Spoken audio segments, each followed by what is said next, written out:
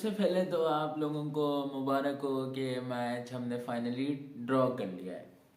तो ये हमारा seventh fifth consecutive test match नहीं बना फाइनली हमारा, जो हम अपने होम ग्राउंड पे जब हारे हैं, जो बिल्कुल बचते बचते होते होते रह गया। और वो तो अल्लाह का शुक्र है कि हम बिल्कुल एंड टाइम पे बच गए और हम मैच ड्रॉ करने में कामयाब हो गए। तो उसके लिए आप सबको पहले बहुत बहुत मुबारक हो, many many congratulation to all of you. तो उसके बाद एज यू नो कि केन विलियमसन ने 200 मारा था। केन विलियमसन ने अपना पिछले ही अपनी फर्स्ट इनिंग्स में 200 कर गया था वो। और उसकी मैंने पहले आपको बताया था उसकी कोई 140 एवरेज है पाकिस्तान के खिलाफ कुछ उसकी। तो पता नहीं उसकी कोई ज़ाती दुश्मनी लग रही है पाकिस्तान के, वरना ये कुछ और ही है। क्योंकि एक ही विराट कोहली, चलो वो तो मतलब है भी, मतलब राइवलरी तो है ना। विराट कोहली का तो चलो फिर समझ आता है, ये केन विलियमसन किस खाते हैं, मतलब ये तो मतलब वो साइलेंट किलर नहीं होता, ये वो वाला काम कर रहा है केन विलियमसन के। ऊपर से मीठा मीठा और पीछे से छुरे घूमता है, तो इसका कुछ करना पड़ेगा। तो खैर पाकिस्तान को एक हैवी ट्रेल हो गई थी 174 रन की। और शुरू में पाकिस्तान स्ट्रगल कर रहा था। बाबर जो है 14 रन बना के आउट हो गया। Nauman Ali night watchman 4 run बना के आउट। अब्दुल्ला शफीक जो थे वो आपके 19 रन बना के आउट हो गए। शान मसूद 10 रन बना के आउट हो गए। अलीम डार साहब ने फिर से वही किया जिसका उनसे उम्मीद थी। क्रूशियल मोमेंट्स पे उन्होंने ऐसे डिसीजन दी जो अंपायर कॉल पे जाके पाकिस्तान को यहाँ दिल में लगे जाके, और वहाँ पे उन्होंने कॉस्ट किया और वहाँ पे विकेट गिर गई। तो मतलब ये खैर अब इस टॉपिक पे बात काफ़ी हो गई, तो अब इस पे ना ही करें तो बेहतर है। अलीम डार साहब मतलब हैं तो वैसे वो लेजेंड है, the best umpire no doubt, लेकिन अब मुझे लगता है उनका टाइम हो गया है। और I think it's time that he needs to get his eyes checked और गेट हैव अ सर्जरी और व्हाट, और sit at home and call it quits on umpiring. उसके बाद जो फिर वहाँ से पार्टनरशिप लगी है, वहाँ पे फिर सरफराज ने फिर जिस तरह की पार्टनरशिप खेली है ना, कि लगाई है वहाँ पे उसने इमामुल हक के साथ। सरफराज ने आते साथ ही स्पिनर्स को काउंटर अटैक किया है। वो रफ बना हुआ था लेग साइड पर, लेग साइड पे वो विकेट छोड़ के खेल रहा था कि आओ स्पिनर्स को, और कंफ्यूज कर रहा था उधर स्पिनर्स है। उधर से सैफी ने काफ़ी अपने मतलब वो अपने लेग पैड से उसने पैड वे भी किए काफ़ी ज़्यादा बॉल्स। पूरा ओवर एक एजाज पटेल का उसने पैड वे किया है सैफी भाई ने। तो वहाँ से काफ़ी आउटस्टैंडिंग बैटिंग की। इमाम अपने यूजुअल वे में खेल रहा था और इसी तरह इमाम ने 50 भी अपनी कर ली थी स्कोर। और इमाम काफ़ी आउटस्टैंडिंग बैटिंग कर रहा था। और सैफी भी काउंटर अटैक कर रहे थे, और सैफी ने भी अपनी 50 कंप्लीट की और वहाँ से पाकिस्तान लीड में आ गया था। और पाकिस्तान की 15 रन की लीड हो चुकी थी। लेकिन वहाँ से फिर सरफराज अहमद 50 करते साथ ही अगली बॉल पे आउट हो गए। वो भी हल्का सा फेदर एज लग गया था इस सऊदी की बॉल पे, और इस सऊदी की बॉल पे फेदर एज लगा और कीपर को उनके पता ही नहीं चला। वही हमारे वाला सीन हो रहा था, अगर बाकियों को बाकी कैच न करते, एज को bat sound of the bat को कैच न करते, बाकी तो हमारे वाले साउंड होना था, क्योंकि कीपर जो बॉलर को बॉल वापस देने के लिए तैयार खड़ा था। तो वहाँ पर सरफराज आउट हो गया 53 रन बना के। एक और अच्छी इनिंग खेली सरफराज ने, क्योंकि कम बैक पे back to back 50 in 50 test match आसान नहीं होता, और दोनों अब प्रेशर सिचुएशन में खेली और आउटस्टैंडिंग इनिंग्स खेली दोनों सरफराज ने। तो फुल मार्क्स टू हिम। और उसके बाद फिर आगा सलमान है, और आगा सलमान भी अपनी फर्स्ट इनिंग 0 को नहीं रिपीट कर पाए और वो 6 रन बना के आउट हो गए। और पाकिस्तान को वहाँ से लग रहा था कि मैच ख़त्म हो रहा है, होने वाला है, क्योंकि 30 की लीड थी सिर्फ, और 6 आउट हो चुके थे। इमाम और साउद जो थे, इमाम और साउद सिर्फ रहते थे मेन बैट्समैन में से।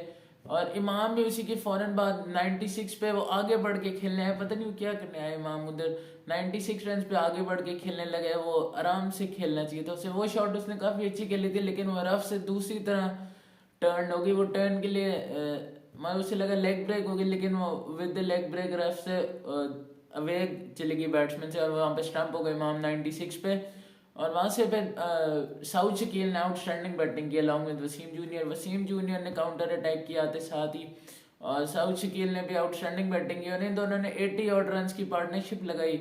लेकिन फिर एक बार फिर वहाँ पे अलीम डार साहब ने कुछ वो कर दिखाया जो इनसे उनसे उम्मीद थी, और फिर एक क्रूशल सिचुएशन क्लोज कॉल पे उन्होंने फिर हमें अंपायर कॉल पे हर्ट कराया, और अच्छी भली वसीम और साउथ की पार्टनरशिप लगी हुई थी और वो टूट गई। और वसीम आउटस्टैंडिंग नॉक खेले, 43 वेरी क्रूशल रन्स, और उसने न्यूजीलैंड की hopes of winning the match को बहुत स्वेयरली डेंट किया वसीम जूनियर ने। और इस सऊदी की कुछ 6 विकेटें हो गई थी, और इस सऊदी जो थे वो शेन वॉर्न बन चुके थे पूरे इस मैच में, इनिंग्स में शेन वॉर्न जैसे किरदार अदा करे। तो मतलब 4 साल बाद अगला बंदा मैच खेल रहा और हमने उसे हीरो बना दिया, 6 विकेटें दे दी। तो ये तो हमारा कल्चर है, आप लोगों को पता है कि हमारा ये कल्चर है, यही हमारा कल्चर है। तो खैर ये दूसरी तरफ से साउथ शकील आउटस्टैंडिंग बैटिंग करे थे, मीर हमजा ने भी काफ़ी अच्छा डिफेंड किया, और मैच काफ़ी हद तक साउथ शकील ने अपनी 50 भी स्कोर की इसी इनिंग्स में। और साउथ शकील ने match saving potential match saving 50 थी साउथ शकील की, जो साउथ शकील ने सेव कर लिया। कोई 16-15 ओवर रहते थे and Pakistan were in a comfortable position to save the test match. 138 की लीड थी, और वहां से बाबर ने सबको सरप्राइज कर दिया। बाबर ने वहां से इनिंग्स डिक्लेयर कर दी, which I think is a very brave and bold decision from Babar, क्योंकि उसने ही dangle the carrot for the Kiwis, और उसने आउटस्टैंडिंग डिसीजन किया बाबर का। और कुछ लोग जो है ना, ये मुझे लगता है बाबर पे आप क्रिटिसिज्म कर रहे हैं कि क्या ज़रूरत थी। ये वही लोग हैं, जब आपको याद नहीं बेन स्टोक्स ने किया था ये डिक्लेरेशन, तो तब बेन स्टोक्स की ये तारीफें करते नहीं थक रहे थे, लेकिन अब बाबर ने किया तो बाबर बुरा हो गया, बाबर को कप्तानी नहीं आती। तो मतलब ये डबल स्टैंडर्ड्स की कुछ हद है, ये टॉक्सिक फैंस हैं, इनका बस काम होता है बोलना। तो खैर मेरे ख्याल में आउटस्टैंडिंग डिसीजन थी, उसने कैरेट डेंगल की उल्टी भी पड़ सकती थी, लेकिन ऐसी ब्रेव कैप्टनसी हो तो फिर आपको हार जीत मैटर नहीं करती।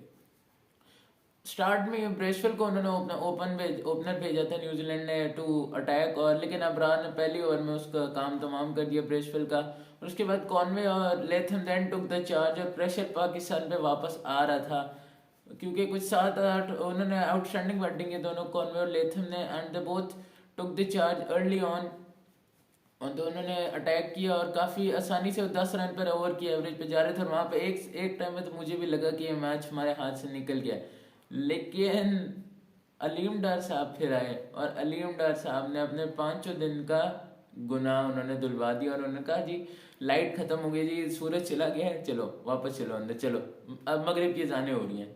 वो बचपन में होता नहीं था बहाना कि मगरिब की अज़ानें हो रही हैं, चलो वापस घर चलो, तो बस मगरिब की अज़ानें हो गई तो चलो बस ख़त्म। वहाँ पे टॉम लेथम और कॉनवे जो थे अंपायर से बात भी करे कि नहीं भाई कुछ थोड़ा सा टाइम रह गया, हमें 10-15 मिनट और दे दो, हम कर लेंगे। लेकिन वो नहीं, क्यों, लेकिन 10-15 मिनट में होना भी नहीं था, 80 रन अभी चाहिए थे उन्हें, तो वो होने भी नहीं थे। कुछ 7 ओवर वैसे रहते थे, तो वो बैड लाइट की वजह से ख़त्म कर दिया मैच, और match ended in a draw. तो मतलब जो पहले लग रहा था कि ड्रॉ होगा, पहले 4 दिन जो लग रहा था कि बोरिंग ड्रॉ होगा, तो 5वें दिन पे ये हुआ कि बोरिंग ड्रॉ जो था वो एक एक्साइटिंग फिनिश में बदला, लेकिन हुआ फिर भी वही ड्रॉ। तो खैर एक अच्छा मैच हुआ और मज़ा आया काफ़ी, और दोनों टीम्स की तरफ से कुछ आउटस्टैंडिंग परफॉर्मेंसेस थी। नोटेबली बाबर आजम का 161 इन द फर्स्ट इनिंग, आगा सलमान का 100, उधर से केन विलियमसन का डबल 100, टॉम लेथम की 100 सेकेंड इनिंग्स में, इमाम के 96, सैफी की 53, साउथ के 54, इस सऊदी की 6 विकटें। तो खैर ये आउटस्टैंडिंग मैच था, लेकिन man of the match went to Kane Williamson for it brilliant 200। तो मैच ड्रॉ हो